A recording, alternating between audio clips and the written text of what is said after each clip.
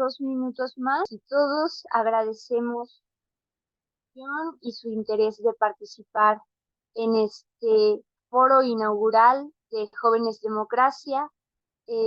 Avisamos que la sesión se va a grabar con el único fin de poder compartirla en las plataformas. Y bueno, con esto damos inicio. Jóvenes Democracia es un movimiento que está conformado por juventudes de izquierda que queremos incidir en la vida pública de nuestro país. Y además buscamos promover la participación política y el ejercicio de nuestros derechos humanos. Entonces es un verdadero honor poder contar con la presencia de un invitado muy especial que aceptó la invitación de estar aquí, de compartir su conocimiento, su trayectoria con nosotras, las personas jóvenes que estamos interesadas en lo que pasa en nuestro país, en lo que acontece en el día a día. Y si me permiten, pues voy a proceder a leer la semblanza de Rafael Barajas Durán, nuestro invitado, mejor conocido como el Fisgón. Rafael Barajas, como muchos y muchas de ustedes lo sabrán, es monero de la jornada y de El Chamuco, es un intelectual, activista político de izquierda e ilustrador de libros para las infancias. Nació en la Ciudad de México en el año de 1956, es arquitecto por la Universidad Nacional Autónoma de México, fue fundador, director y colaborador de las revistas Chahuizcle de 1994 a 1997 y de su sucesora El Chamuco y Los Hijos del Averno de 1997 a 2000 y de 2007 a la actualidad. Fue merecedor de 2002 a 2003 de la prestigiada beca Guggenheim y está dedicado a la investigación de la libertad de expresión en la caricatura de México. Actualmente se desempeña como presidente del Instituto de Formación Política de Morena. Así que le extendemos un cordial saludo, estimado Rafael. Las gracias por aceptar la invitación y pues vamos a proceder a explicar la dinámica que vamos a manejar. Aquí en este primer foro denominado Laufer y claves del Estado blando, claves para la juventud, pues vamos a tener una dinámica de charla, va a haber una exposición por parte de nuestro ponente y posteriormente una ronda de preguntas que pueden ir dejando como participantes en el chat y al final vamos a darles el uso de la voz para que se las expongan a nuestro ponente y él tenga la oportunidad de responderles de viva voz. Y sin más preámbulo, les cedo la voz a nuestro estimado invitado. Muchas gracias de nueva cuenta por estar aquí. No, al contrario, Marlene, gracias por la invitación. Es un gusto siempre estar con ustedes. Yo recuerdo con mucho cariño todo el esfuerzo que se hizo desde 2006 con Laura para echar a andar los círculos de estudio, la brújula ciudadana, etcétera. Y la verdad es que fue un proyecto muy bonito porque yo estoy convencido de que estos foros, estas pláticas, pues contribuyen a generar un tipo distinto de ciudadanía, ¿no? A formar un tipo distinto de ciudadanía, sobre todo en este periodo en el cual los medios tienden a avasallarnos como de manera absoluta, ¿no? Y los medios avasallan, sueltan, hacen campañas de desinformación, en fin. Entonces, eh, una de las pocas herramientas que tenemos para poder sacar, para no enredarnos en las lógicas de los grandes, en esta guerra mediática, es precisamente la formación. Durante siglos la gente se formaba en escuelas y todo esto. Hoy nos forman los medios y hoy los medios nos imponen toda una serie de hechos como si fueran verdades indiscutibles. Sí, y yo sí estoy convencido que sí, de que tenemos que analizar y estudiar qué es lo que está ocurriendo en el país y en el mundo para saber realmente cómo nos podemos defender de todo este proceso. Durante todo el siglo XX, Estados Unidos se impuso en América Latina mediante golpes militares. En el siglo XX en América Latina tuvimos 98 golpes militares, de los cuales únicamente 2 no fueron impulsados por los Estados Unidos. El de Aya de la Torre en Perú, el de Velasco Alvarado en Perú, el de Omar Torrijos en Panamá, y se acabó. Todo el resto del tiempo Estados Unidos estuvo buscando mecanismos para implantar sus proyectos políticos, etcétera, en América Latina y seguir manteniendo a los países latinoamericanos como su patio trasero. Después de los brutales golpes de Chile y de Argentina, estas estrategias de control del imperio, pues quedaron muy desacreditadas, quedaron muy desautorizadas. Y esto no significa que hayan dejado los Estados Unidos, que Washington haya dejado de buscar presionar e incursionar en nuestros países para implantar sus lógicas, para implantar sus intereses. Desde hace tiempo, Estados Unidos utiliza otros mecanismos para imponer sus intereses en la región. Y uno de ellos, bueno, voy a ser me voy un poquito más para acá. En 2009, Obama firma una cosa que se llama la doctrina de guerra irregular, que es una doctrina que básicamente se plantea que las guerras pues, no tienen necesariamente que ser militares. Esto está claramente influenciado por un trabajo de un historiador de la guerra, un historiador israelita de la guerra, que se plantea que en un mundo hegemónico, en un mundo en el que domina una de las potencias, los ejércitos tradicionales no tienen la posibilidad de estar en todas partes. El señor que escribió esto es un señor que se llama Martin Van Creveld y escribió un libro que se llama The Transformation of War, o La transformación de la guerra. Y Martin Van Creveld se plantea que la guerra se puede llevar a cabo no necesariamente por medios militares, sino a través de una sofisticada red de herramientas que implica sobre todo el control de la información, el control de la opinión pública. Y y habla de cómo se pueden utilizar toda una serie de aparatos distintos para controlar a la población e implantar acciones muy concretas, implantar políticas muy concretas. En el 2001, un general de la Fuerza Aérea estadounidense que se llama Charles Dunlap, en una ponencia, habla por primera vez de lo que es la guerra judicial. Y él es el que acuña el término de lawfare. Eso significa aparato de guerra judicial, herramienta de guerra judicial. Y entonces Charles Dunlop plantea que el lawfare es básicamente la estrategia de utilizar o no el derecho como un sustituto de los medios militares tradicionales para lograr, fíjate bien, para lograr un objetivo de combate bélico.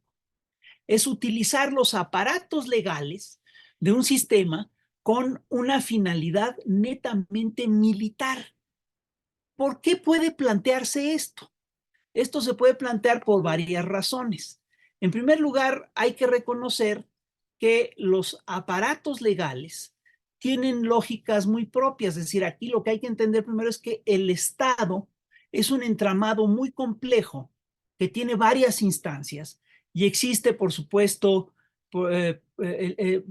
existen poderes formales, ¿no? En las democracias tradicionales existen poderes formales que son el poder ejecutivo, el legislativo y el judicial, pero existen también poderes que no son formales, como son el cuarto poder, los poderes fácticos, los poderes del dinero, etc.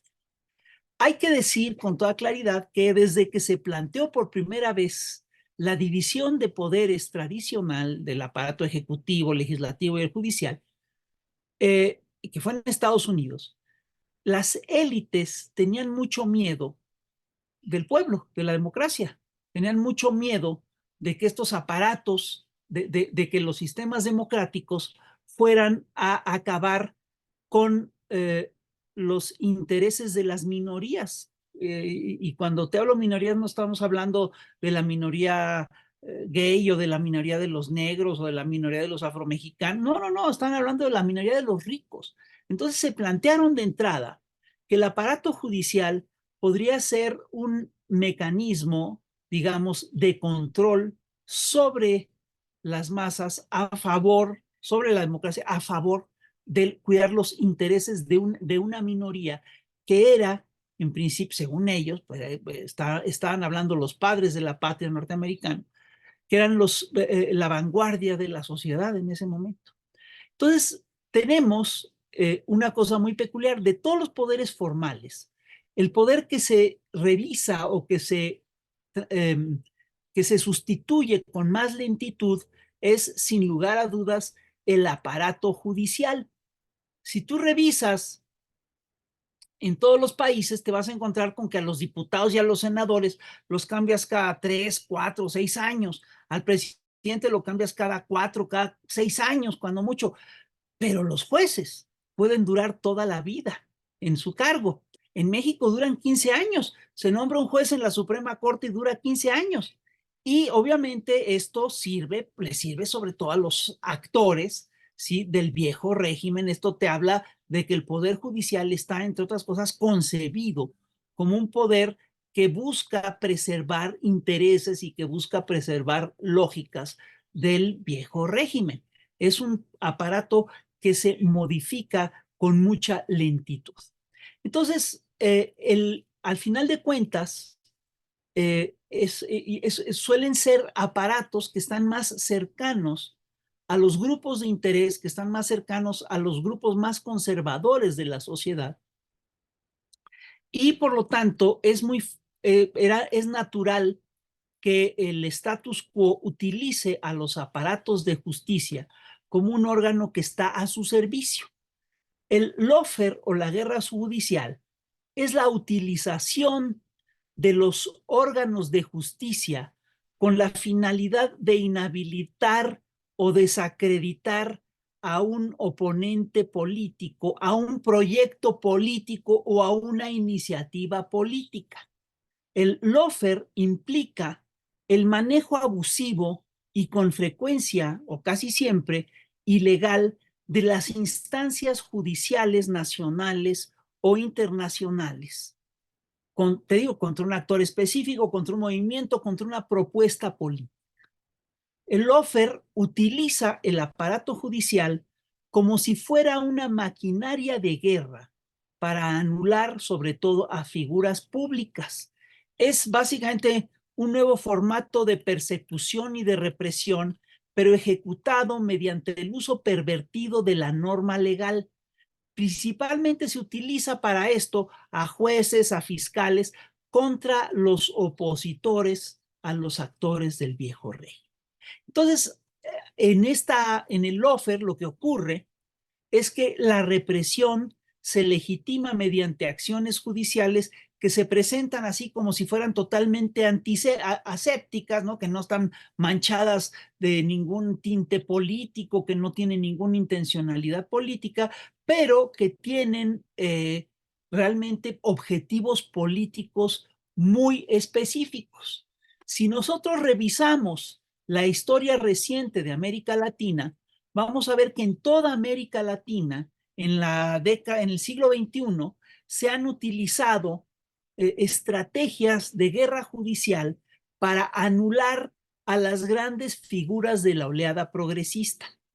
Esta estrategia de guerra judicial ya fue utilizada en México desde el siglo XIX, ni más ni menos que por Porfirio Díaz. Porfirio Díaz, después, todos ustedes saben la historia, llega al gobierno después, en 1776, después de toda una serie de peripecias, después de levantarse en armas, primero contra Juárez, después contra Sebastián Lerdo de Tejada, y Porfirio Díaz se echa su primer sexenio, ¿sí? Y después de su primer sexenio, es decir, se espera, su primer cuatrienio, perdón, toma 4 años, se desata entre los señores que lo ayudaron a llegar a gobierno, se desata una fiebre por la sucesión presidencial. Y hay un montón de candidatos a sucederlo. Está, entre otras cosas, Manuel González, que es su compadre, está Luis Ignacio Vallarta, está Justo Benítez, está José María Zamacona, está Trinidad García de la Cadena, y Porfirio Díaz se inclina por Manuel González, que es su compadre. Y el principal obstáculo para y él se da cuenta de que para lograr imponer a su compadre necesita apoyos y se alía Porfirio Díaz con uno de los candidatos que es Vicente Riva Palacio.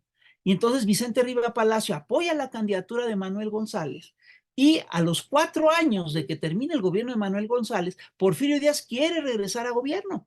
Entonces, el único candidato que se puede oponer a la candidatura presidencial de Porfirio Díaz es Vicente Riva Palacio, que había apoyado la candidatura de Manuel González, que había apoyado esta transición de Porfirio Díaz, y Porfirio Díaz y Manuel González deciden hacer una cosa que es muy simple, deciden simplemente sacar de la contienda presidencial a Vicente Riva Palacio simplemente mediante el expediente de meterlo a la cárcel. Le arman un juicio político, le arman un juicio que es político, lo acusan de una cosa que es bien absurda, lo meten a la cárcel y lo sacan de la contienda presidencial. Años más tarde, en 1910, Porfirio Díaz utilizará este mismo esquema, esta misma receta, para sacar de la contienda presidencial a Francisco I. Madero. Entonces, cuando se da la contienda presidencial de 1910, pues el único candidato que se le pone enfrente a Porfirio Díaz es Francisco I. Madero. Y Porfirio Díaz lo que hace es que simplemente lo mete a la cárcel y lo saca así de la contienda presidencial. Bueno, esto mismo que hizo Porfirio Díaz en 1984 y en 2010, y en 1910, perdón, lo han hecho los poderes fácticos, las oligarquías locales en alianza con Washington en toda América Latina a lo largo del siglo XXI. Yo estoy convencido de que el primer caso de lawfare que se abrió en América Latina se hizo aquí precisamente en México.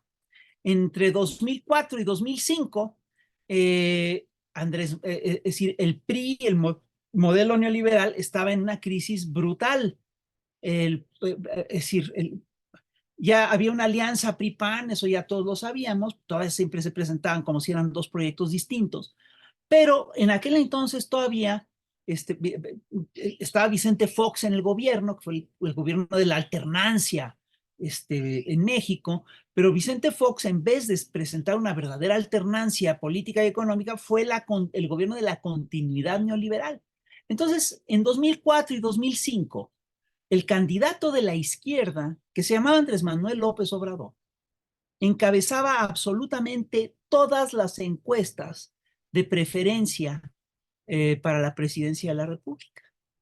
Y entonces, en 2004 y 2005, le abrieron un juicio de desafuero a Andrés Manuel López Obrador, que entonces era jefe de gobierno de la Ciudad de México, lo desaforaron para para abrirle un juicio y así sacarlo de la elección presidencial del 2006. La intención de este juicio era claramente inhabilitar al candidato de la izquierda para la contienda presidencial de 2006. ¿Cuál era el motivo del juicio? Probablemente los viejos nos acordaremos de esta historia, los jóvenes muy probablemente no lo sepan.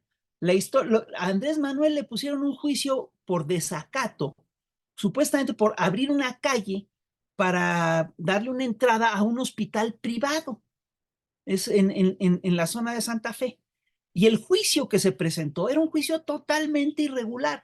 El dueño el señor que pone el juicio, resulta que no era dueño del predio, de modo que no tenía por qué poner el juicio. Imputan a Andrés Manuel en vez de imputar a la gente del organismo directo. Es decir, todo estaba hecho de una manera totalmente artificial para juzgar precisamente a López Obrador, ¿no? Y pues no había asidero legal, tan no lo había que tuvieron que dejar el juicio y entonces a Andrés le hicieron el fraude por otras vías. Pero yo estoy convencido de que en el juicio de desafuero del 2004-2005 se vio claramente la intención de sacar a López Obrador de la contienda, de impedir que llegara la izquierda a la presidencia de la República. Este fue el primer caso, pero de ahí en adelante se siguieron un montón.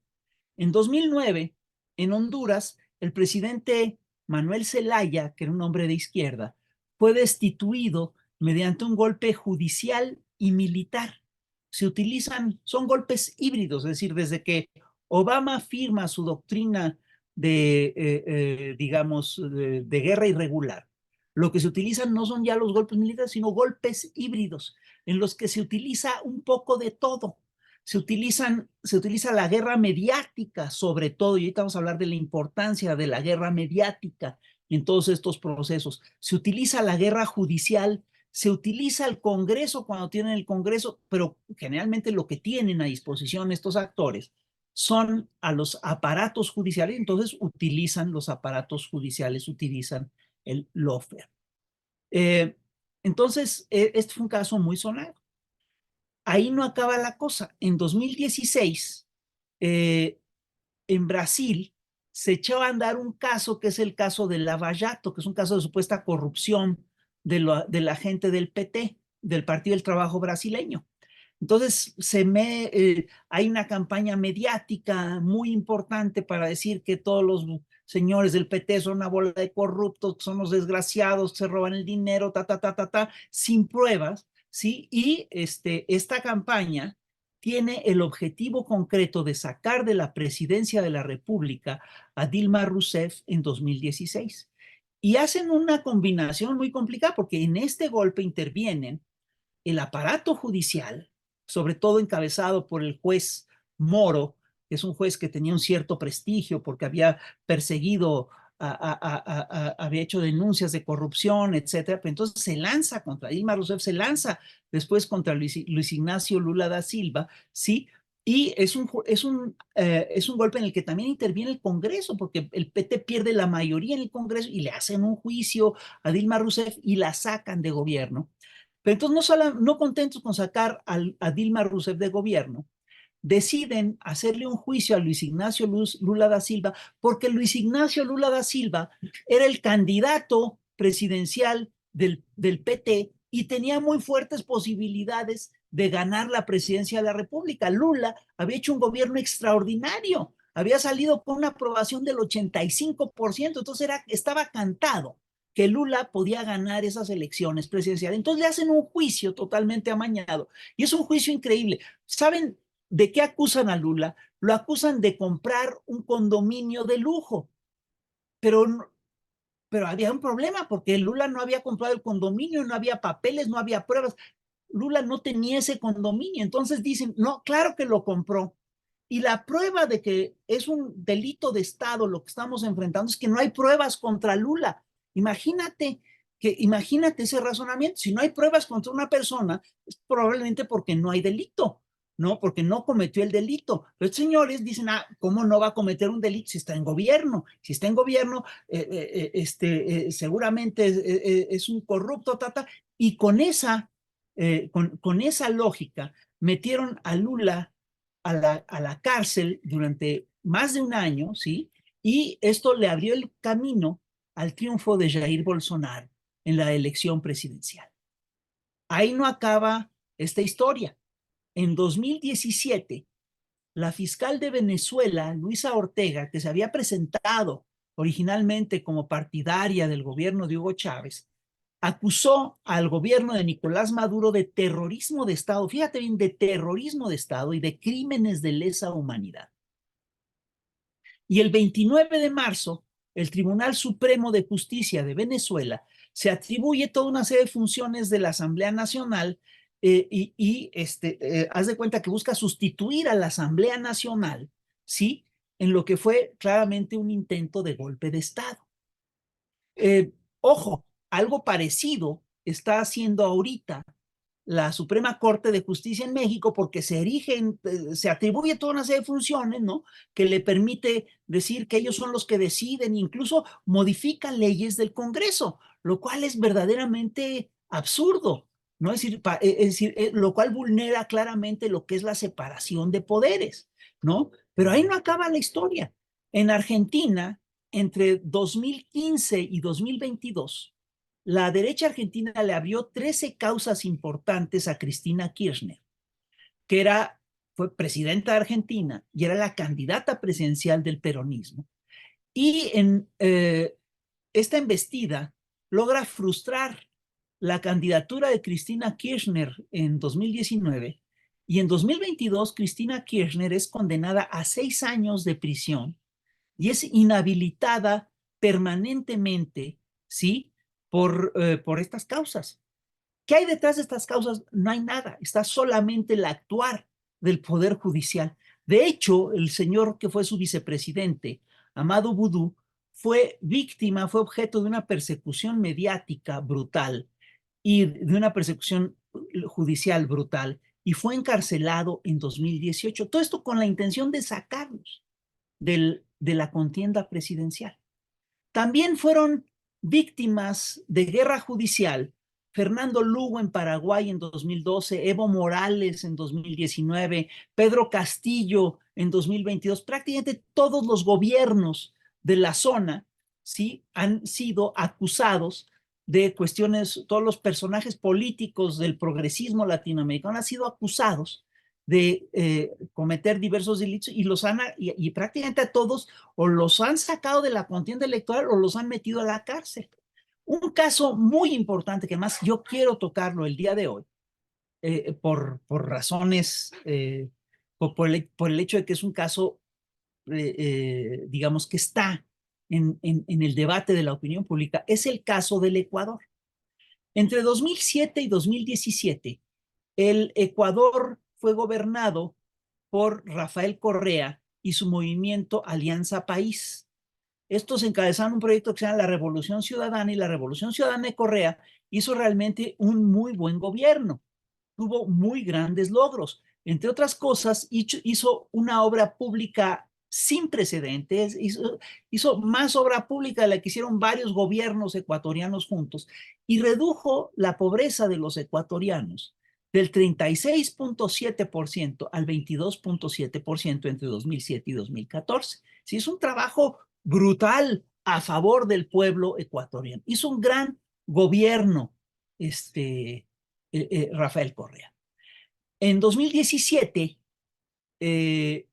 Rafael Correa, hay elecciones presidenciales en Ecuador, Rafael Correa ya no se puede presentar en aquel proceso, pero él apoya la candidatura de un agente de Alianza País que se llama Lenín Moreno. Lenín Moreno gana la elección presidencial del Ecuador en 2017 con el apoyo del correísmo, pero rompe con el correísmo y regresa a las lógicas neoliberales. Pero va a haber elecciones en el 2021 y son elecciones muy importantes y están muy bien posicionados los correístas, las gentes del correísmo. Y entonces, en el 2019, a partir es un caso increíble, se publica en Facebook un supuesto cuaderno apócrifo que además no documenta, escrito a mano, que supuestamente sería un diario de corrupción de alguien, como que alguien tomó notas de cuáles eran de una ruta de sobornos, ¿sí? Y la corte abre el caso Sobornos. Es un caso en el que se acusa a 20 funcionarios del correísmo, 20 altos funcionarios del correísmo, entre ellos Rafael Correa, entre ellos Jorge Patiño, entre ellos Gabriela Rivadeneiro, entre ellos Alexis Mera y entre ellos Jorge Glass, los acusan de recibir sobornos de Odebrecht. Entonces abren el caso, ¿sí? Y fíjate, es un caso increíble porque es un caso que empieza a correr a una velocidad fantástica y corre paralelo a lo que son las decisiones de la elección presidencial del 21, ¿no? Entonces falla justo antes del proceso electoral y da como resultado, ¿sí?, que sacan de la contienda presidencial a estas 20 figuras del correísmo, porque los imputan. Dicen que no, son culpables de corrupción. ¿Qué tiene de raro este caso? Pues todo. Es decir, en este caso no hay pruebas concretas. La libreta esta supuesta Es una libreta a la que no se le hace ni siquiera un ensayo, un examen grafológico para ver quién la escribió. Se supone que son sobornos que vienen de la empresa Odebrecht, una empresa constructora brasileña, pero la empresa Odebrecht ni siquiera es juzgada. ¿Cómo chingados le haces para juzgar supuestamente a los que reciben los sobornos y no al que da los sobornos?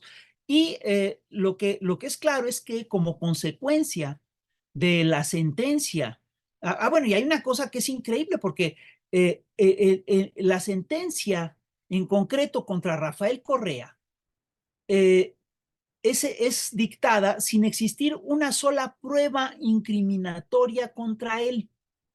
Y la acusación que se da en contra de Correa es que ejerció influjo psíquico. Hazme el chingado favor, como que Rafael Correa, siendo una mente maestra, llevó a todos a corromperse y a delinquir y a recibir sobornos de Odebrecht. Es una pinche loquera, ¿no? Y simplemente la base de que era el influjo psíquico es de que Rafael Correa ejerció influjo psíquico, era simplemente que era el presidente del país y que por lo tanto pesaba su opinión o lo que él pensaba y lo que él creía sobre su subalterno, ¿no? Entonces, a consecuencia del caso Sobornos, el vicepresidente de Lenín Moreno y de Rafael Correa, Jorge Glass, fue metido a la cárcel durante varios años, fue condenado a 8 años de cárcel. El caso, por supuesto, no tenía sustento, la pena era totalmente abusiva y es un hecho además que pues, tenía un sesgo político muy claro. Y los excesos que sufrió Jorge Glass en la prisión fueron severos y pasaron cosas como esta. De repente se le consigue una salida por cuestiones de salud y el director del centro de rehabilitación donde Jorge Glass cumplía la condena simplemente se niega a cumplir la orden de excarcelación porque no se le da la gana. Es decir, una cosa verdaderamente brutal. Es decir, se obedece el aparato judicial cuando quieren y cuando no quieren, no, pero siempre detrás de todo esto hay un interés político muy claro. Entonces, el 28 de noviembre de 2022, después de 5 años de cárcel, Jorge Glass es liberado temporalmente, perdón, bajo una figura legal conocida como habeas corpus, pero el 18 de diciembre del 2023, sin ninguna prueba sólida, la Fiscalía General del Ecuador acusa a Glass, que es presidida por una mexicana, por cierto, acusa a Jorge Glass de que logró salir de la cárcel porque había llegado a un acuerdo con un narcotraficante llamado Leandro Antonio Norero Tigua, al que apodaban el patrón, y que un narcotraficante ligado al cártel de Jalisco Nueva Generación. Y fíjate, el narcotraficante muere en 2022.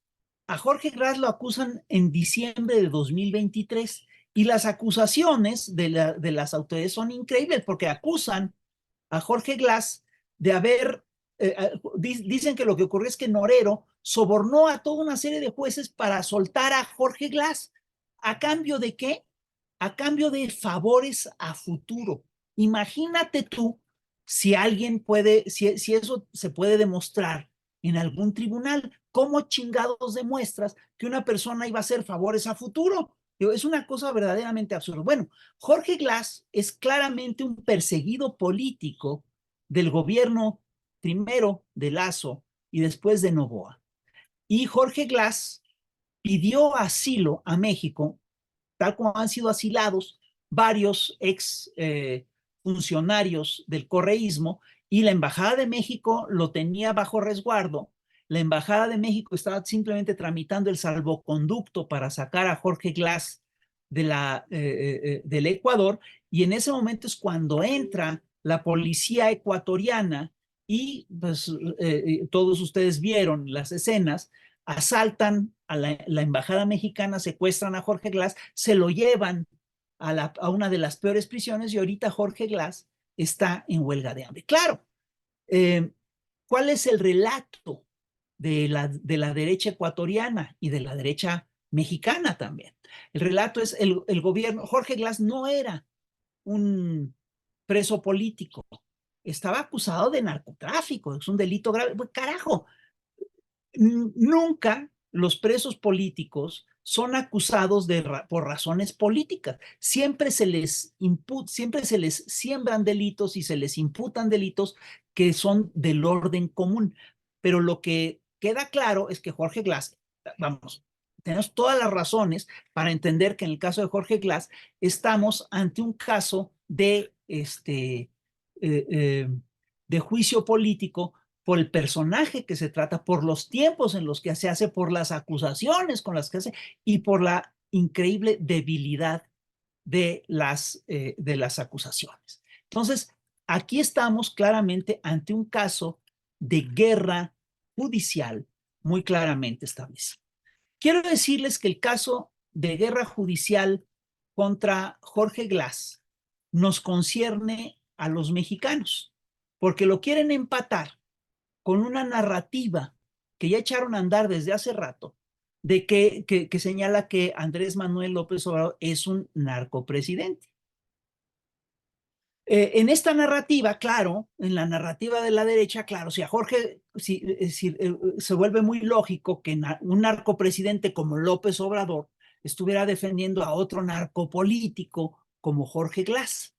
¿Hacia dónde va la derecha mexicana e internacional con esta acusación de narcopresidente? Se los platico de una vez.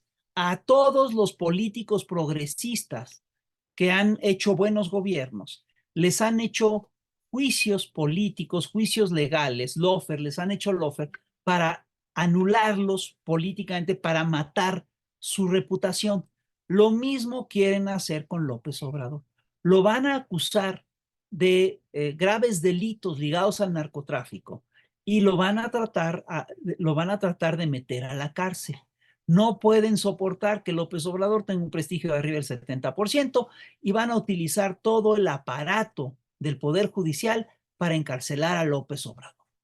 Si no pueden, no lo hacen, pero esa es la intención. Y aquí yo quiero comentarles una cosa que es crucial en todo este proceso. Los procesos judiciales, la guerra judicial, el lawfare, no camina sola. Siempre viene acompañada de lo que es una guerra mediática. El centro del pleito de las guerras judiciales siempre, siempre son las guerras mediáticas. Siempre es un pleito por la narrativa. Andrés Manuel en 2005-2006 lo trataron de sacar de la contienda presidencial mediante una guerra judicial. ¿Por qué desisten de la guerra judicial? Porque hay un sector importante de la opinión pública que no se compra la narrativa de que el juicio contra López Obrador es un juicio limpio. ¿Por qué sí pueden encarcelar a Lula? Porque hay un sector importante de la opinión pública brasileña que cree en la culpabilidad de Lula. ¿Por qué logran sacar a Cristina Kirchner de la contienda? Por lo mismo. Entonces, lo que yo les quiero decir es que siempre en el centro del pleito de la guerra judicial hay un pleito por las narrativas, hay un pleito por la historia. Sí es muy importante poder defender, poder decir, poder discernir si Jorge Glass es un narcotraficante o si no lo es. Sí es muy importante discernir si el aparato legal que está juzgando tiene crédito y prestigio o si no lo tiene. El caso es que las narrativas son cruciales en todo esto y les voy a contar por qué. Nosotros tendemos a minimizar esto, pero las historias son muy poderosas. Las narrativas suelen ordenar nuestras creencias y con mucha frecuencia rigen nuestras vidas. Durante siglos, las religiones estuvieron centradas en narrativas y esas narrativas dominaban la vida de la gente, ¿no? Es decir, la gente que está convencida de que va a enfrentar el juicio final o que después de la muerte puede ir al cielo o al infierno o de que existe la resurrección, con mucha frecuencia organiza su vida y sus valores morales alrededor de estos créditos, alrededor de estos credos. Y alrededor de ciertos relatos se han organizado comunidades, religiones, economías, sociedades complejas, sistemas de pensamiento, países y hasta imperios.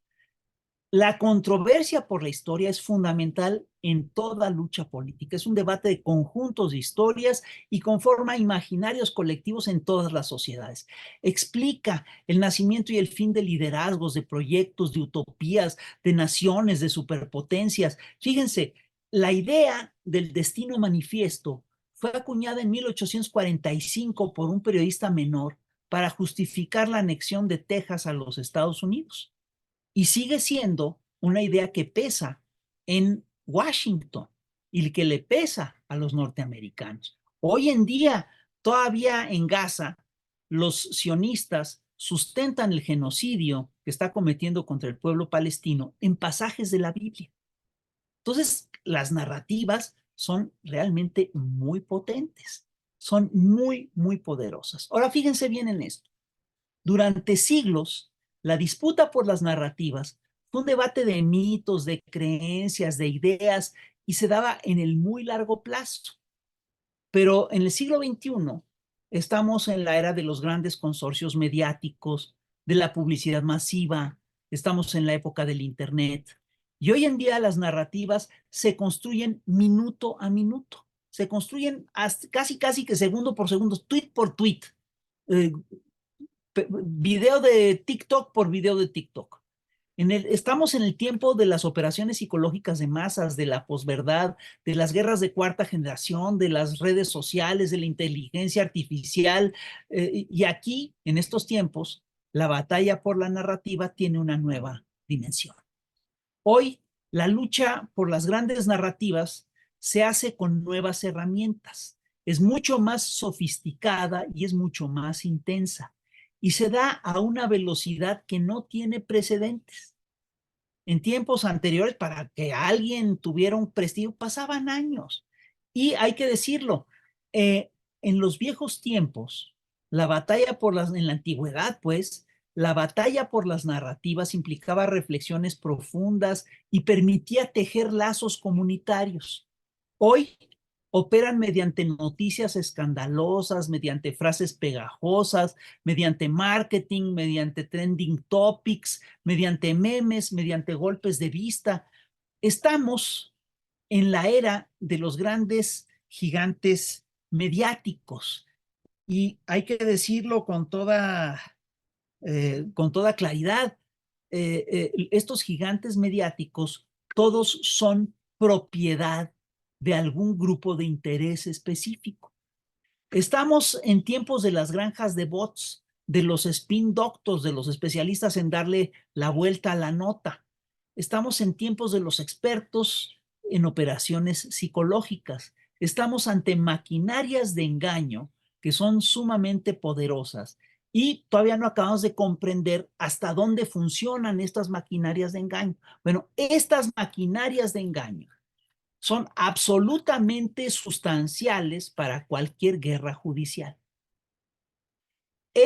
Yo estoy convencido que de todas las herramientas que se tienen hoy en día en las guerras irregulares, ¿sí? En esta lógica de guerras irregulares que maneja Estados Unidos, el centro de todo este proceso son siempre la lucha por las narrativas y el cómo, y por lo tanto es la guerra mediática. Si tú revisas, vas a encontrar que los grandes medios masivos de comunicación siempre son propiedad de grupos de intereses específicos. Y estos grupos de intereses específicos se unieron y se organizaron y crecieron y florecieron en la era neoliberal. Y en cada nación de Occidente nos encontramos con que hay un consorcio mediático que es el que tiene la capacidad de implantar día tras día, minuto a minuto, su agenda. Y con esto controlan al grueso de la opinión pública. En Brasil, quien controla la opinión pública es O Globo, es el que hizo la campaña contra Lula. En Argentina, quien controla la opinión pública es el grupo Clarín, es el que hizo la campaña contra Cristina Kirchner y el que metió a la cárcel a Amado Boudou. En Colombia es la Casa del Tiempo, que apoyaron a Uribe y a Duque durante todo el tiempo que pudieron. En Mercurio el Mercurio es el que domina en Chile. En México, pues han sido Televisa y TV Azteca. Y por supuesto, un grupo muy importante de periódicos, entre los que están el Universal, el Reforma, el Excelsior, etcétera, etcétera, etcétera. Entonces, hay una cosa que hay que decir. Estos medios logran hacer un concierto que es totalmente apabullante. Y es un concierto apabullante y uniforme. Y es muy raro encontrar informadores independientes, encontrar diarios independientes o revistas independientes que sean propiedad de periodistas. Fíjense en lo que les estoy diciendo. Que sean propiedad, ya no de empresarios, ya no de sindicatos, ya no de partidos políticos, sino que simplemente sean propiedad de periodistas. Eso rara vez lo encontramos en nuestros países. Y es raro encontrar estos medios que sean propiedad, esto es más raro encontrar medios que sean propiedad de periodistas y que tengan cierta penetración o credibilidad en sectores de la población. Entonces, lo que yo les quiero decir, y voy a terminar con esto, es que en la actual guerra por la narrativa, las cadenas de televisión, las agencias informativas y las plataformas de la World Wide Web, de la red de Internet, se convierten en activos geoestratégicos. Y no les estoy mintiendo. El 13 de marzo de este año, la Cámara de Representantes de los Estados Unidos consideró que TikTok, la popular aplicación de video, era una amenaza para la seguridad nacional de los Estados Unidos y aprobó por mayoría vetar esta aplicación si el propietario, que tiene su sede en China, no le vendía la aplicación a una empresa norteamericana. Ahí no acaba la cosa. Si ustedes se fijan, hoy en día los medios y hasta los comunicadores que no siguen el discurso mediático dominante de Occidente se pueden convertir en objetivos militares del Pentágono. Y no estoy exagerando. Les voy a dar un dato que es crucial. El 23 de octubre de 2023, en un evento de la Fundación de la Defensa de las Democracias, el FDD, la jefa del Comando Sur de los Estados Unidos, la señora Laura Richardson, acusó a Telesur, a Russian TV y a la agencia Sputnik Mundo de no practicar un periodismo objetivo, de difundir desinformación y de socavar las democracias del hemisferio. Es decir, es increíble porque en este momento se planteó como un objetivo militar estas cosas. Y termino con esto. El propio Julian Assange, el periodista más importante de nuestros tiempos, está siendo objeto de una persecución, de un juicio político de lawfare, ¿sí? Por haber difundido toda esta información para el grueso de difundir un montón de documentos importantes para para la ciudadanía. Bueno, esto sería cuanto de mi parte, decirles que estamos en plena época del lawfare, en plena guerra de operaciones irregulares y que el lawfare y las guerras mediáticas son parte de estas operaciones. Es cuanto y aquí lo dejo y si alguien tiene preguntas trataré de contestar. Muchísimas gracias, Rafael. Ha sido un placer escucharle y aprender de todas las herramientas que nos trae aquí para poder ver las cosas desde una forma más objetiva, más crítica, desde un espectro más amplio, sobre todo como bien lo mencionas, en tiempos donde estamos en la antesala de las elecciones y diariamente nos están bombardeando con noticias, con infodemia, con un montón de información que tenemos que aprender a discernir. Y pues yo personalmente me quedo con lo que mencionas de que existe un pleito por las narrativas y por la historia misma para construirla, ¿no? Y eso a su vez pues me retrotrajo a una frase muy icónica de la política mexicana que pronunció Andrés Manuel López Obrador justo en su desafuero, que pues dice que ustedes me van a juzgar, pero no olviden que todavía falta que a ustedes y a nosotros y a mí nos juzgue la historia, ¿no? Y que aplica en este tema y en muchos, porque lo vemos con él, que dijo esto en su juicio de desafuero y posteriormente llega a la presidencia en 2018 y también con Lula, que es perseguido y posteriormente en enero de 2023 también regresa a la presidencia.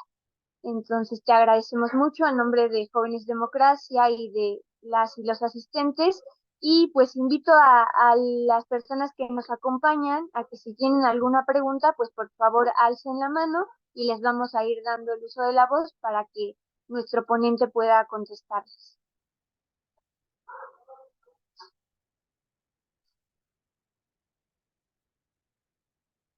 Ya veo que por aquí en el chat pusieron algunos comentarios, así que si quieren externarlos de viva voz al ponente, pues levanten la mano. Tenemos aquí bueno, vamos a darle el uso de la voz a Jimena Reza y posteriormente vamos a darle el uso de la voz a las y los demás. Adelante, Jimena, te escuchamos. Hola, ¿qué tal? Muy buenas tardes. Un gusto igual saludar aquí a todos. Yo, por ejemplo, que estudio Derecho, he notado que también tiene mucha influencia la formación que hay hacia las y los abogados, que, bueno, al menos desde mi perspectiva, pues se enfocan mucho como en los temas técnicos y creo que ha sido pues sí, un tema que ha sido complicado de combatir, justamente a que pues la tecnocracia es muy pues enfática, ¿no? Dentro de estos ámbitos. Entonces, ¿cree que también tiene que ver con el tipo de educación que se da en las universidades hacia las y los estudiantes de derecho? Por supuesto, imagínate, la formación define un montón de cosas y sin lugar a dudas en las universidades se concentra todo, se concentran saberes, sectores y actores. Claro que si hacemos, y te voy a poner un ejemplo muy claro, si hacemos una reforma judicial en México, esta reforma tiene que abarcar pues al Poder Judicial, a los jueces, a los fiscales, pero también tiene que abarcar a los notarios y también tiene que abarcar a los abogados. Se tiene que cambiar la forma en la que hacemos la ley en nuestro país. Es toda una cultura la que se defiende. ¿Tú crees que lo que te enseñan en las facultades de leyes es aséptico? Para nada. Es decir, la idea que tienen, lo que buscan manejar siempre los economistas neoliberales y también los abogados es la idea de que la ley es la idea de que ellos manejan un campo de acción que es muy especializado y en el que nadie más se puede meter y que además se rige por leyes propias y que son totalmente objetivas. Esto no es así. Sobre todo en materia de leyes, yo tengo muy claro que las leyes pues no son una ciencia exacta. ¿A poco los juicios son totalmente antisépticos? A mí me tocó ver una escena que me llamó mucho la atención por su cinismo, pero no me sorprendió lo que vi, en la que un juez de repente, ya en confianza, se voltea con otro cuate. Yo estaba muy chico, pues, ¿no? Y le dice, oye, ¿y cómo quieren que salga el juicio? Es decir, siempre encontraban argumentos legales para que saliera de una u otra manera. Entonces, a lo que voy es a esto. Esto, por supuesto, el tema de las leyes es parte de todo un paquete de conocimiento y ese paquete de conocimiento también está cargado de ideología, no me digan que no, es imposible que no lo esté. Entonces, sí, necesitamos desmitificar estas lógicas y necesitamos efectivamente, eh, yo sí creo que necesitamos cambiar todo el sistema judicial mexicano y tiene que ser una renovación profunda y lo ideal es que participen los abogados y los jueces y todo este sector. Es importante que le entren a todo este proceso porque sí se necesita hacer transformaciones profundas en la sociedad. No sé si respondí tu pregunta. Creo que Sí, Miss, muchísimas gracias. ok, Miss creo que quiere decir algo, ya estabas preguntando, en el chat preguntaste si se puede dar en México lo que pasó con Lula. Si puede pasar en México con Andrés lo que pasó con Lula, preguntas en el chat. Pero no sé si quieres hacer otra pregunta, Miss. Y también, ¿qué peligro hay de las instituciones ahorita que están poniendo todas las cortes y todo el poder judicial en contra del gobierno? ¿Puede haber alguna como contrademanda cuando gane, si es que gana Sheinbaum? Mira, te lo voy a poner así. El Poder Judicial, a lo largo de todo, los poderes judiciales en toda América Latina, cuando llegan los gobiernos progresistas, siguen siendo partidarios de los viejos, de la vieja cultura política, siguen siendo partidarios del viejo régimen y siguen operando en contra del nuevo régimen a favor del viejo régimen. Te voy a poner ejemplos muy claros. En este sexenio, nosotros hemos visto cómo de repente sacan litigio tras litigio en contra del actual gobierno, incluso contra proyectos específicos, contra el Aeropuerto Internacional Felipe Ángeles. ¿Cuántos amparos echaron enfrente? Decenas. ¿Cuántos amparos echaron enfrente en contra de la construcción del tren del sur?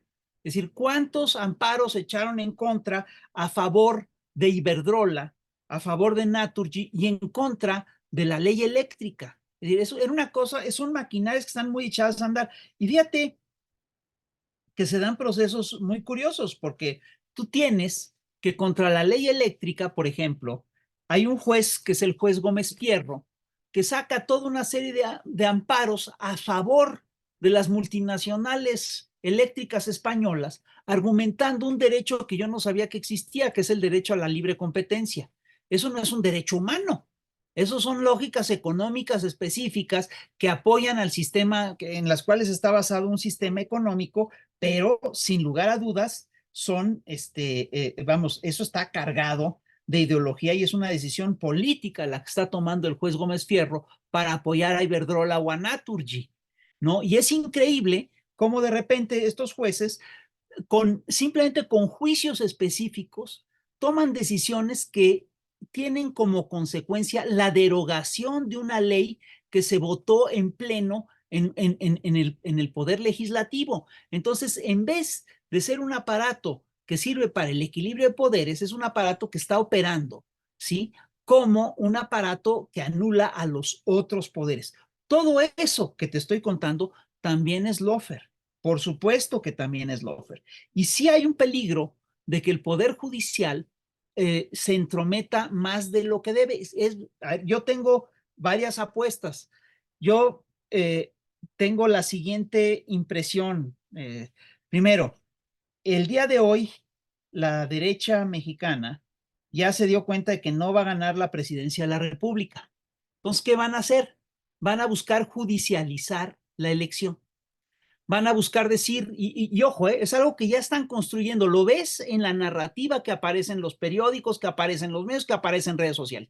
Ya están construyendo la narrativa de que hay, es decir, es injusta la distribución de propaganda que hay en las redes. A Claudia Sheinbaum, todo el mundo habla bien de ella y de Xochitl nadie dice nada. Eso es un desequilibrio mediático. Perdón, eso no es así. Si tú revisas las redes sociales, si tú revisas los grandes medios de comunicación en su conjunto, vas a ver que de quien hablan mejor todos estos medios, sin lugar a dudas, es de Xochitl Gálvez. Ocupa más espacio y con comentarios más positivos la candidata Xochitl Gálvez que Claudia Sheinbaum. Entonces, ¿qué les queda dentro de toda esta lógica? Les queda judicializar el proceso. Es algo que siempre han hecho. Siempre han judicializado los procesos electorales, siempre, es decir, y aquí lo van a hacer, es decir, están construyendo la narrativa efectivamente de que estamos ante una elección de Estado. Esto no es una elección de Estado, no tiene nada que ver con lo que ocurrió en el 2006. En el 2006, Vicente Fox negoció directamente con los gobernadores, utilizó dinero de la presidencia para hacerle propaganda a su candidato. Es decir, estamos viendo una cosa totalmente distinta, ¿no? Entonces sí van a judicializar el proceso para tratar de anular la elección.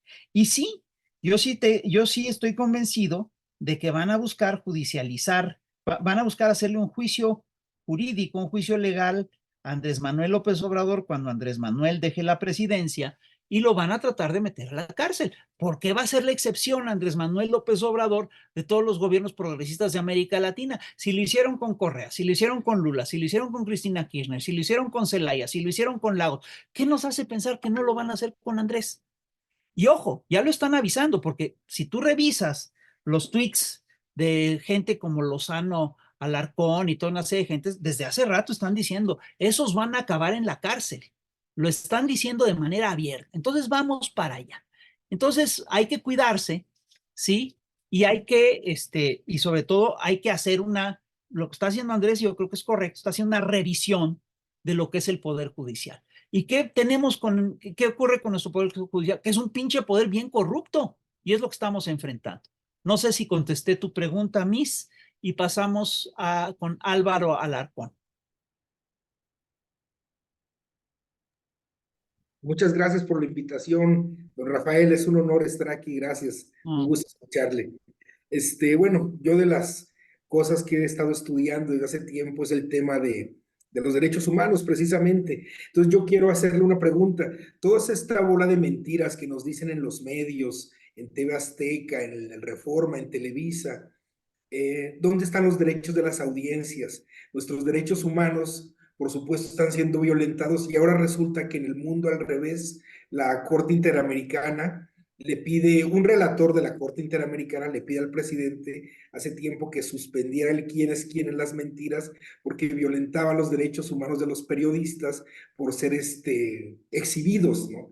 Entonces, ¿cuándo ha sido al revés? ¿Cuándo le pide las Cortes Internacionales de Derechos Humanos, en este caso nuestra Corte Interamericana, o la propio sistema nacional de aquí de México, la Suprema Corte, ¿vale? Que le diga a los medios, oye, ya basta, párale de decir tantas mentiras porque estás violentando los derechos de las audiencias. En este caso, ¿por qué no la CNDH o las comisiones estatales? ¿Por qué alguien no se mete de lleno en esto? Gracias por su Mira, atención. al contrario, creo que la pregunta es muy buena y yo hasta la voy a extender. ¿Cuándo has visto que una de estas cortes simplemente intervenga para que le den derecho de réplica a la gente que está siendo sujeta de las campañas de difamación? Los grandes consorcios mediáticos ni siquiera otorgan el derecho de réplica, que a veces está hasta consagrado en algunas leyes. En principio existe el derecho de réplica. ¿Cuándo chingados te lo dan? Y cuando te lo dan, ¿cuándo es equivalente a la difamación que emprendieron estos señores? Porque las imputaciones se hacen a 8 columnas y las aclaraciones, el derecho de réplica, si es que te lo dan, te lo dan en la página 39 en los diarios. Y en los grandes medios, en la televisión y en la radio, simplemente no te lo dan. Es decir, a mí me consta. De repente, si te echan una bronca en televisión, etcétera, no tienes cómo contestar. No hay manera de responder. Entonces, sí, yo estoy convencido de que estas guerras mediáticas y sobre todo las campañas de difamación son violatorias de los derechos humanos. Y aquí hay una cosa que hay que plantear con toda claridad.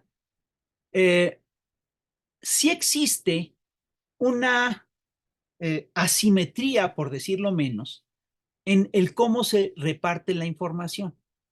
En principio, Emilio Azcárraga y yo tenemos el mismo derecho de información, de informar y de decir las cosas. Lo que pasa es que Emilio Azcárraga tiene a Televisa, bueno, vamos a poner Ricardo Salinas Pliego, él tiene Televisión Azteca y entonces puede poner a su locutor, a Javier Alatorre, a decir que se están robando las afores, tal, todas las horas del día puede hacer guerra sucia y yo cómo me puedo defender. Lo que no se esperaba es que Andrés le contestara en las mañaneras y dijera, bueno, ustedes dicen que nos estamos robando el dinero de los trabajadores, vamos a ver quién se lo está robando. Y sacan los datos que te demuestran que Afore Azteca tendría que haber regresado 1.900 millones de pesos y ha regresado 19. No es una cosa increíble. Es decir, es de veras una desigualdad brutal. Entonces, sí, yo sí creo que tenemos que revisar cómo está estructurado nuestro sistema de información. En 1980 se publicó un informe que es muy importante, que es el informe McBride, donde un cuate de la UNESCO, se hace un reporte diciendo, oye, pues hay una situación muy peligrosa en materia de medios, porque hay una concentración increíble de medios. Son unas cuantas manos las que concentran todos los medios del mundo. Y ojo, están muy preocupados en 1980. Hoy, en el 2014, en el 2024, perdón, es mucho peor. La concentración de medios es mucho más salvaje. Entonces, los ciudadanos estamos mucho más desarmados, estamos mucho más inermes ante unos consorcios mediáticos que son brutales y que tienen una capacidad de penetración enorme. Entonces, bueno, todo eso lo tenemos que revisar. Y eso tiene que ser parte de la discusión sobre la democracia en nuestro país. ¿Puede haber democracia si tenemos a Televisa y a TV Azteca? Yo pienso que no. Ahora, ¿por qué Andrés no emprende la batalla directa contra TV Azteca, contra Televisa? ¿Por qué Andrés y todo este sector ha sido tan cuidadoso al tocar a estos señores? Porque estamos precisamente ante una guerra mediática y esta guerra mediática, ojo, es internacional.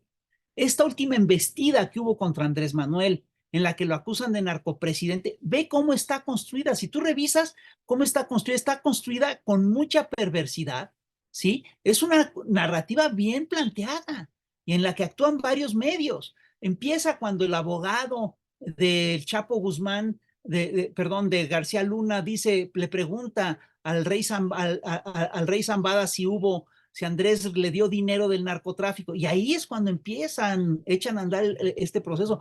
Pero luego se activa con 3 reportajes que salen simultáneamente. El de Tim Golding, el de Anabel y el de ProPublica. Es decir, fíjate, salen con exactamente lo mismo. Y luego se refuerza con otro reportaje de Loretti. Es una campaña bien construida, con una narrativa muy bien plantada, con campañas de bots sin precedentes, 30 millones de retweets. Es decir, es una campaña muy hecha y muy construida. Ahí hay mucho dinero. Detrás de eso hay una construcción mediática con muchísimo dinero. ¿Y quién intervino? Fíjate, interviene la Deutsche Welle, ProPublica, Tim Golding, la DEA, interviene el New York Times, interviene el Washington Post, interviene Latinos, interviene toda una andanada mediática. ¿Cómo te defiendes de eso? Y eso es, por supuesto, que es un problema de democracia. Andrés tiene las mañaneras para defender. Imagina que no las tuviera. Te lo avasallan. Hasta yo me acabo creyendo que es narcotraficante, ¿no? Bueno, pasamos a la siguiente pregunta. Miguel Candila. Hola, mucho gusto y muchas gracias por la invitación a Jóvenes es Democracia, por haber hecho la publicidad en las redes sociales donde es que me enteré. Y a usted igual, Rafael, por haber presidido esta conferencia con los jóvenes más que nada. Y el tema que quiero tocar es sobre la fiebre de la sucesión presidencial que usted habló.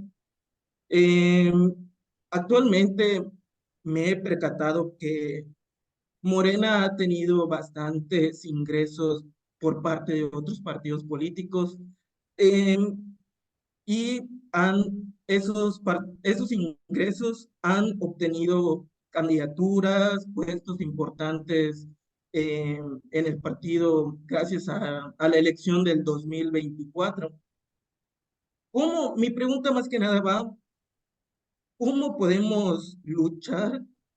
¿Cómo podemos luchar contra estos personajes que están entrando o se están metiendo a la fila cuando otros compañeros militantes han luchado por muchos años desde que se creó el partido de Morena? Entonces, más que nada es saber qué técnicas, qué mecanismos podemos utilizar como jóvenes para poder quitar a estos personajes que ahorita en el estado donde yo estoy, que es Yucatán, los están llamando neomorenistas, que vienen de otros partidos políticos y se meten a la fila sin antes haber militado en el partido y les regalan, sí, les regalan las candidaturas. ¿Cómo podemos lidiar con estos personajes de la política que quieren aprovecharse del trabajo de Morena y de la marca de Morena? Bueno, mira, a ver, te voy a contestar. La pregunta es muy importante y es una pregunta muy de fondo. Y yo sí quiero tocarla con mucho cuidado. Mira, estamos ante una situación inédita en el planeta. A ver, fíjate todo lo que está ocurriendo. Se está cayendo el modelo neoliberal en todo el planeta, ¿sí o no? Está en crisis el imperio norteamericano. Hay guerras en todo el planeta. Tienes la guerra de Gaza, tienes la incursión ahorita en Irán, tienes estallidos en el centro de África, tienes el conflicto ruso-ucraniano. Hay una situación de conflicto bélico global. Y el neoliberalismo está en crisis, y lo que surge de la crisis del neoliberalismo es un neoliberalismo ya fascista, con gente como Javier Milei, como Jair Bolsonaro, como Donald Trump. El mundo se está yendo a la derecha de una manera muy radical y muy clara. El único el único país del mundo donde van las cosas bien para la izquierda es este, ¿eh? Es decir, ¿cómo le haces para detener esta avanzada hacia la derecha? Es decir, perdón, lo que están haciendo, lo que yo entiendo, porque yo no tomo esas decisiones, lo que yo entiendo que está haciendo el partido es que está simplemente tratando de evitar el corrimiento a la derecha del resto del país. Yo quiero decirte que sí existe, por supuesto, es muy importante dónde has estado, dónde has peleado, qué has hecho, etcétera. Pero la historia de México está llena de gente que estuvo de repente con los conservadores y que después acabó haciendo un buen trabajo con los liberales. Yo te recuerdo, por ejemplo, que de los liberales clásicos, tú tienes que muchos de ellos incluso pelearon en el bando conservador. Te voy a poner un ejemplo. Guillermo Prieto estuvo con el bando conservador y apoyó la rebelión de los polcos cuando era joven. El propio Ignacio Manuel Altamirano, el propio Manuel Paino estuvo con Maximiliano y con Carlota. Es decir, tú vas construyendo la opción política a partir de lo que hay, a partir de lo que tienes. El propio Andrés Manuel, fíjate bien, a ver, te voy a poner este cuadro. Muchos de los grandes cuadros de la Cuarta Transformación estuvieron en el PRI. Y te voy a poner un ejemplo muy claro, Manuel Bartlett. Yo la primera vez que lo vi después de mucho tiempo me le fui a la yugular. Y sin embargo, tengo que aceptar que ha sido un extraordinario director de Comisión Federal de Electricidad. Él ha defendido como nadie a Comisión Federal de Electricidad. Tienes, por ejemplo, que hay toda una serie de cuadros que vienen en principio de la derecha y que de repente hacen un buen papel. Y es que llegar a gobierno no es fácil. Cuando tú llegas a gobierno, necesitas todos los cuadros que puedes tener. Necesitas un montón de gente y necesitas, ¿sí? Poder resolver problemas concretos. Ya no son los mismos problemas que tienes cuando quieres llegar a gobierno. Estar en el gobierno te exige de otras gentes, ¿no? Hace rato te hablé de Manuel González. Manuel González peleó con los conservadores, ¿eh? Y acabó siendo un liberal importante. Entonces, hoy en día tenemos el problema de que si los que no están acá van a estar en contra tuya. Entonces, y hay estados en concreto en los que tú no puedes ganar si no desgajas al PRI y al PAN. Uno de esos estados es Yucatán. ¿Tú eres de allá? ¿Estás en la zona o algo así?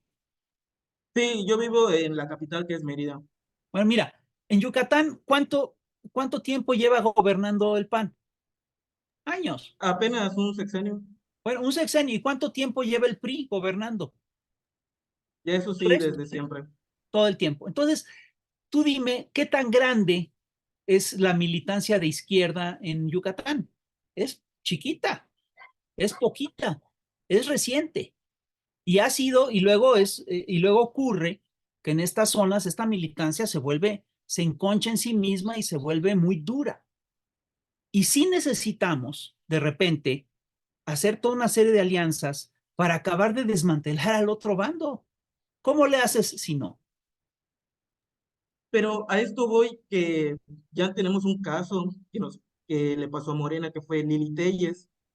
Eh, entonces, ¿cómo podemos evitar que se vuelva a realizar otro caso como Lili Telles, que los de la derecha que todavía no se han adoctrinado con el pensamiento de izquierda, eh, se queden en el movimiento de izquierda y que no cambien de opinión, como ellos cambiaron de opinión no hace mucho, que estaban en el PRIAN o que se acaban de pasar en Morena? Entonces, de eso estoy tratando de lidiar ahorita más que nada en Claro. Yucatán, que hay movimientos de izquierda donde no les respetaron a los compañeros militantes de base o fundadores en su participación y que les dieron chance a estos personajes que acaban de entrar con la esperanza de que el partido crezca acá en Morena, aquí en Yucatán. Mira, yo incluso en Yucatán, tú me desmentirás si me equivoco, pero incluso tenemos unos casos muy curiosos de compañeros que se indignan porque llegan candidatos del PAN a Morena, les quitan la candidatura que ellos pensaban que era para ellos, ¿sí? Y entonces estos compañeros se indignan por eso y entonces se salen de Morena y se van al PAN. No me digas que no ha pasado. Pues Sí, sí ha entonces pasado. ahí lo que yo me pregunto es dónde están los principios. Es decir, se enojan porque viene un panista, entonces me voy al PAN. Pues no me chingues, compañero. ¿Qué están de qué eso va? ¿Sabes de qué te habla eso? Eso te habla del atraso de estos sectores. Y aquí hay una cosa que yo sí quiero plantear de entrada. Mira, el propio Andrés estuvo en el PRI. Estuvo poco tiempo, pero estuvo en el PRI. Es el mejor activo que tiene la izquierda en México. Imagina que hubieran dicho, no, ese güey, como estuvo en el PRI, jamás va a pasar por acá. Yo conozco a muy poca gente de la izquierda que tenga realmente un historial impecable, de la izquierda y de la derecha, ¿eh? La gente va tomando decisiones a lo largo de su vida y va tomando decisiones y a veces son equivocadas. Y te voy a decir, la misma izquierda, que también es la misma izquierda que es tan cuidadosa de estas cosas, luego también tiene gente que tiene un pasado dudoso, ¿no? Y de repente asume políticas que son inaceptables. Te voy a poner un ejemplo muy sencillo. La izquierda estalinista, de repente ya ha hecho unas cosas bien feas, ¿no? La propia izquierda tiene una cultura que es muy fea, que luego es bien autoritaria, bien antidemocrática. Todo, a ver, con todo esto tenemos que avanzar. ¿Sabes cuál es el único? A ver, y quiero plantearte esto último. En todos los procesos, es decir, para ganar necesitamos alianzas. ¿Y esto quién te lo dice? Te lo decía Lenin ya habiendo tomado el gobierno, ya siendo gobierno. Es un error muy común de los revolucionarios pensar que los revolucionarios solos pueden hacer la revolución. Esto no es así. Necesitamos hacer alianzas. Necesitamos, entre otras cosas, quitarle gente a los demás. Cuando en 1933 sube Hitler al gobierno alemán, Trotsky dice, es algo inédito, es algo nunca visto, tenemos que hacer una alianza amplia para detener al fascismo. Y se enfrenta con un sector que dice, ah, no, pero con los socialdemócratas no nos podemos aliar y con estos no nos podemos aliar. Son igual de peligrosos los socialdemócratas que los fascistas. Conclusión, lo que acabó pasando es que ganó el fascismo y que hubiera sido preferible hacer una alianza con los socialdemócratas para parar el fascismo. Estamos en esa situación, compañero. Estamos ante un ascenso del fascismo internacional. Los que no están con nosotros están con ellos. Vamos a quitarles al mayor número posible de gentes, compañero. Necesitamos hacerlo, porque si no, la otra opción es que se van para allá. Mucha gente dice, no, es que en la elección interna se quedó fulano después de la elección interna y cómo es que está aquí. Prefiero que esté aquí a que esté del otro lado. Necesitamos hacer todas esas, y eso es parte de la madurez política. Lo que, a ver, la política de alianzas siempre implica riesgos, siempre. Y por supuesto que te pueden traicionar y pueden chafear. Pero te voy a decir esto. En el 2018 hicimos una política de alianzas muy amplia y de toda la gente que entró, Es decir, ¿tú crees que en ese año entraron solo Lili Téllez y Germán Martínez de los grupos de la derecha? No, hombre, vino mucha gente del PRI, vino mucha gente del PAN. Los únicos que realmente defeccionaron fueron Lili Téllez y Germán Martínez, ¿eh? Ellos sí defeccionaron, los otros no. Por ejemplo, se decía el partido Encuentro Social, ¿cómo creen que vamos a hacer campaña con el PES si está en contra de la despenalización del aborto? Votó como debía. Es decir, las alianzas implican eso. Siempre existe ese riesgo, siempre va a existir, pero es preferible tenerlo a no tenerlo. Ahora, dentro de todo esto, tú me preguntas, ¿y cómo le hacemos para evitar esas traiciones y esas defecciones? La única herramienta que tenemos para eso es la formación política, compañero. Entonces, por eso para mí es tan importante trabajar en formación política. No sé si me explico y espero haber contestado tu pregunta. Esto da para un debate mucho más largo y da para una reflexión más importante, pero sí, te voy a poner un ejemplo. Es decir, si necesitamos, ¿cómo le hacemos para ganar Guanajuato? Si vamos a suponer que mañana Andrés Manuel se presenta como candidato a gobernador de Guanajuato, ¿tú crees que gana? No gana. Tienes que desgajar al PAN en Guanajuato para que llegue un proyecto que no sea el del PAN. Y ahora, te voy a decir algo, cuando llega un proyecto que no es el de ellos, se desmorona ese viejo régimen. Lo vimos, por ejemplo, en Baja California Norte. Tenía el primer candidato, el primer gobernador de Morena en Baja California, era un cuate que a mí no me inspiraba ni tantita confianza. Pero la llegada de este cuate permitió el desmantelamiento del PRI y del PAN en la zona. Y permitió la llegada de Marina del Pilar y permitió cambiar las cosas. Eso es lo que está ocurriendo. Y eso es lo que permite avanzar. Y a veces da mucho pinche coraje que el cuate que hace 2 semanas le estaba mentando la madre a Andrés, ahora esté de candidato. Bueno, sí, yo entiendo, no me gustan esas cosas. Imagínate si me van a gustar. Tampoco le han de gustar a Andrés. Y sin embargo, yo sí creo que lo que importa es el avance del movimiento en conjunto. No sé si ya contesté tu pregunta. Sí, sí, ya lo contestó. Y igual estuve en lo de la formación política en Morena, estuve con compañeros allá, y la verdad, muy buena información que daban, de dónde proviene la izquierda, hacia dónde va la izquierda, y varias cosas así. Y la verdad, gracias por su respuesta, y sí me ayudó bastante. Ok, muchas gracias. Muchas gracias, Miguel. Brandon Pasten, y es la última pregunta y ya nos vamos después de esto. Hola, buenas tardes. Gracias por la invitación a todos. Y mi pregunta va más como a esto. A través de la guerra de la cuarta generación y la era de la posverdad, poniendo como ejemplo el INE contra Ina Figuenova, ¿qué retos está enfrentando el periodismo local frente a los órganos autoritarios y la persecución que podrían tener? Por ejemplo, yo en mi caso tengo un programa de radio en la Asociación de Locutores de La Voz de Coyoacán. Y si en un derivado momento el INE me dice, oye, ¿tú por qué estás entrevistando o haciendo entrevistas de política de izquierda? ¿Qué puedo yo contestar si es nada más como un interés de justo los vecinos y la gente que vive aquí en Coyoacán? Mira, muy buena pregunta. Y yo insisto en esto, es decir, estamos en un momento de quiebre de muchas cosas. Incluso, no sé si ustedes se dan cuenta, pero los grandes medios de comunicación están en una crisis profunda.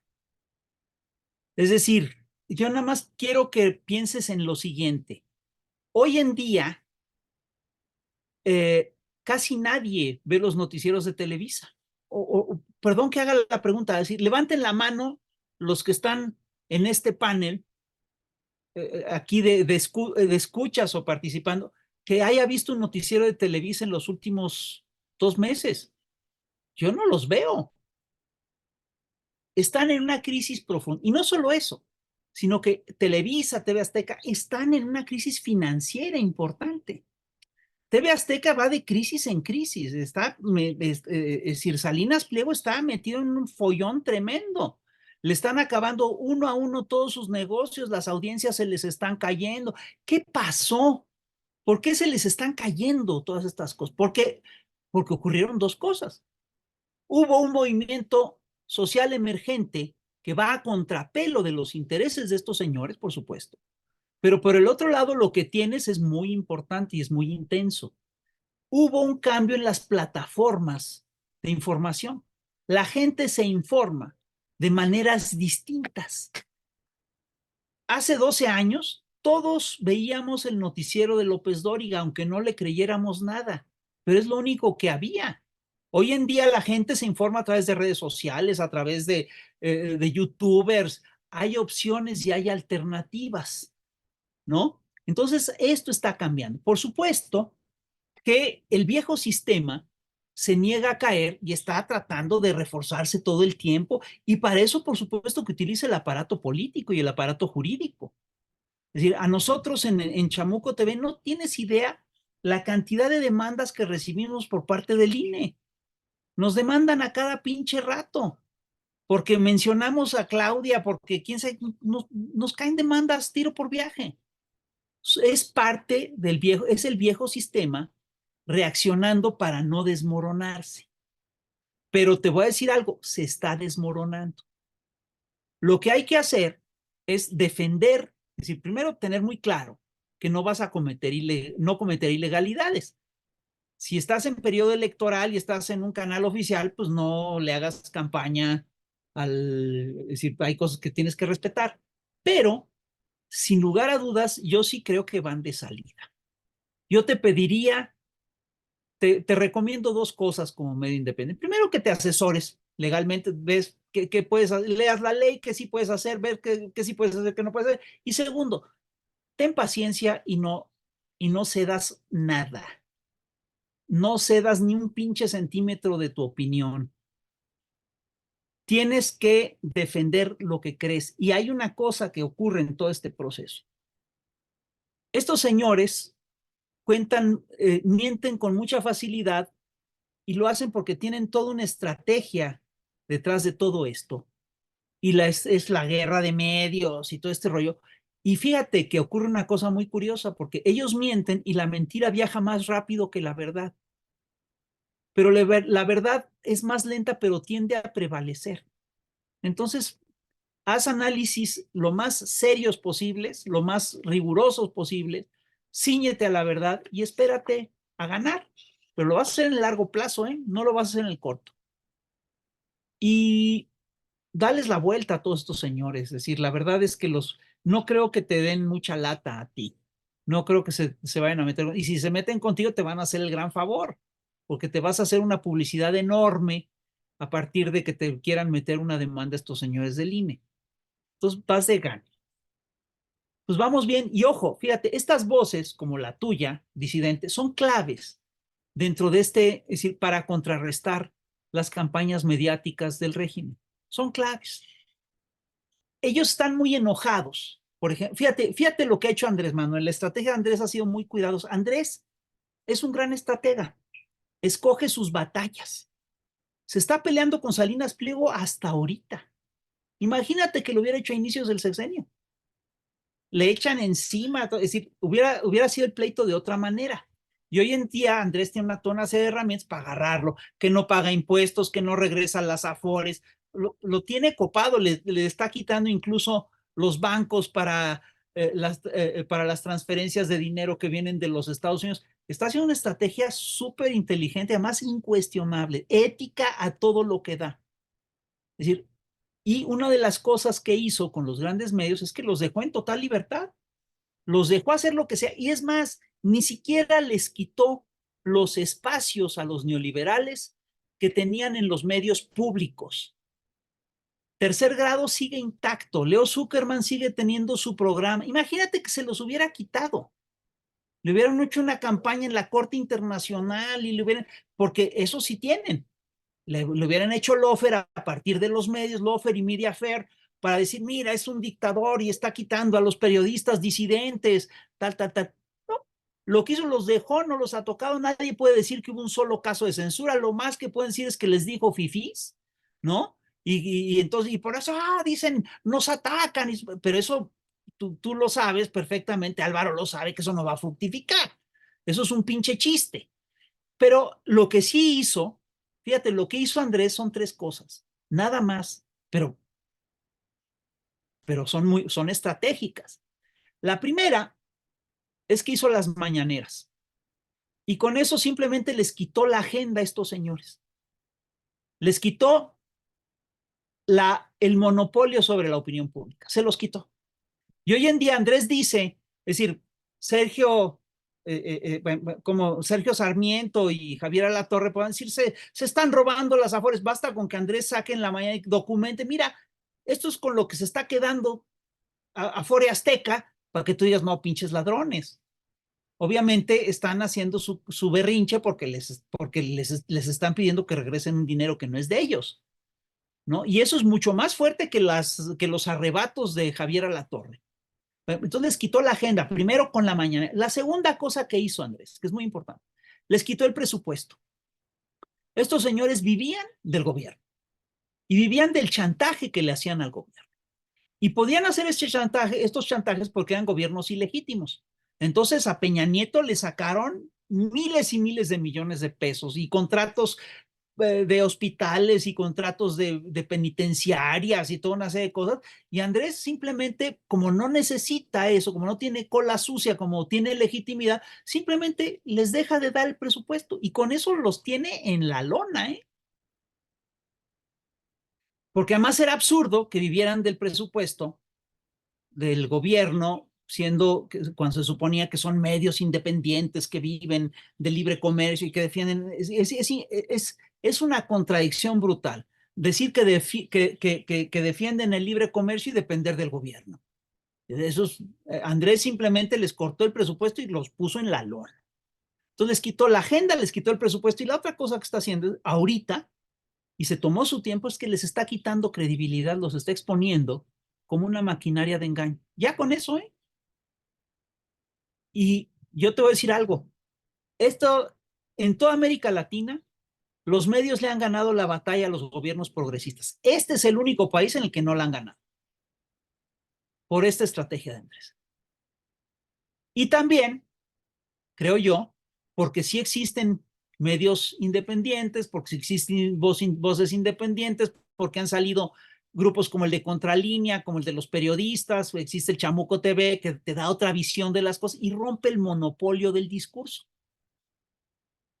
Porque existen los youtubers, Vicente Serrano, porque existes tú. Esas son las cosas que van cambiando a toda la nación. Y porque existe además un proceso de revolución de conciencias. Con eso les estamos ganando la partida. No quiere decir que la vayamos a ganar siempre, ¿eh? Pero hay que trabajarlo. Entonces, por eso estas pinches pláticas son tan importantes. Hay que seguirlas teniendo y pues yo creo que aquí la dejamos. Les agradecemos muchísimo la Muchas paciencia. gracias. Ya nos tardamos mucho. Muchas gracias al ponente por su tiempo y a ustedes por sus preguntas, por su interés en Jóvenes Democracia. Les invitamos a registrarse en el link que les mandamos en el chat para que les podamos hacer llegar su constancia de participación y esperamos seguir contando con ustedes en los futuros eventos que vamos a realizar todos los sábados a las 12 de la tarde. Y bueno, queríamos pedirles un favor, si